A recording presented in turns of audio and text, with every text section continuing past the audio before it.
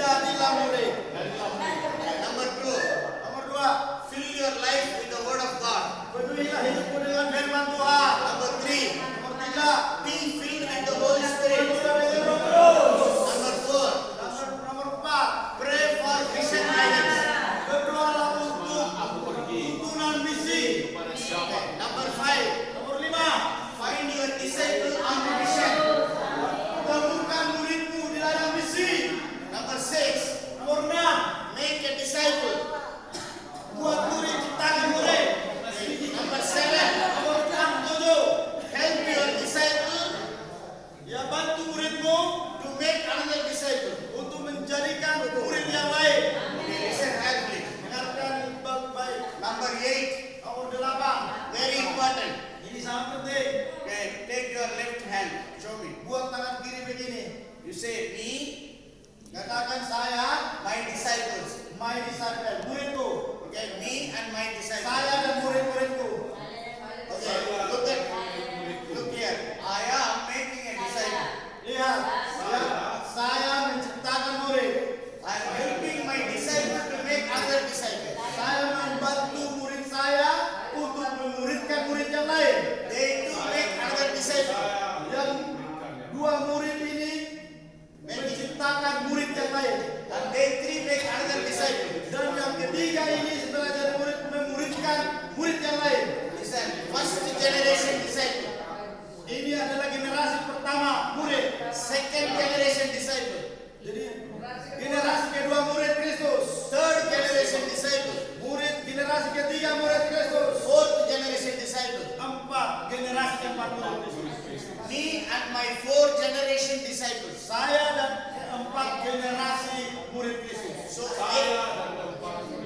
So eighth point is Jadi yang ke-8 ini work up to the fourth generation. bekerja untuk keempat generasi.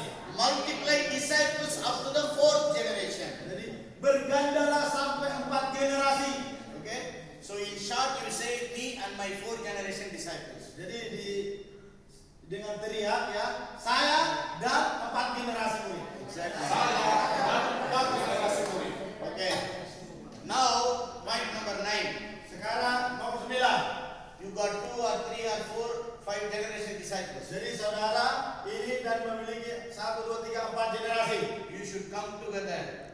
You should pray together. Dan saudara harus fellowship bersama, together. berdoa bersama, berkumpul bersama, fellowship bersama. Go on the mission together. Dan saudara harus pergi ke misi One more bersama. person come. One more person come. Satu lagi biar pas untuk yang ke-10 masuk. Okay. Number 9. Nomor 9 apa tadi? Listen carefully. Dengarkan. Okay. Function as redemptive community. Function as mission community. Jadi berfungsilah sebagai misi, komunitas misi.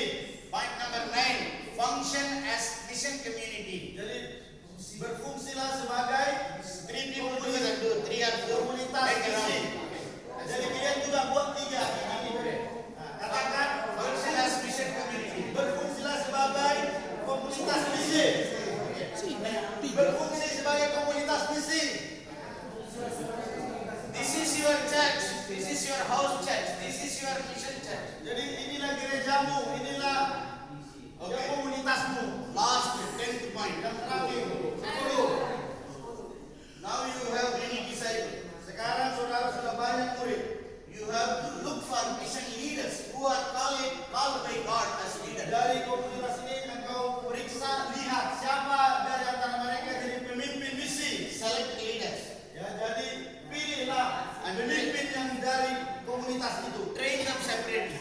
Jadi latihlah mereka menjadi misionaris. The 10th point is, Jadi 10 poin ini, okay, provide continued training. jadi sediakan pelatihan yang terus menerus atau pelatihan yang berkelanjutan And missionary supervision. dan mencari supervisi misionari.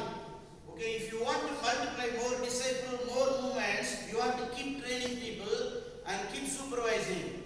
Jadi kalau saudara mau melakukan misionaris berkelanjutan, saudara harus mencari ya pengawas atau pemimpin untuk mengawasi ini semua.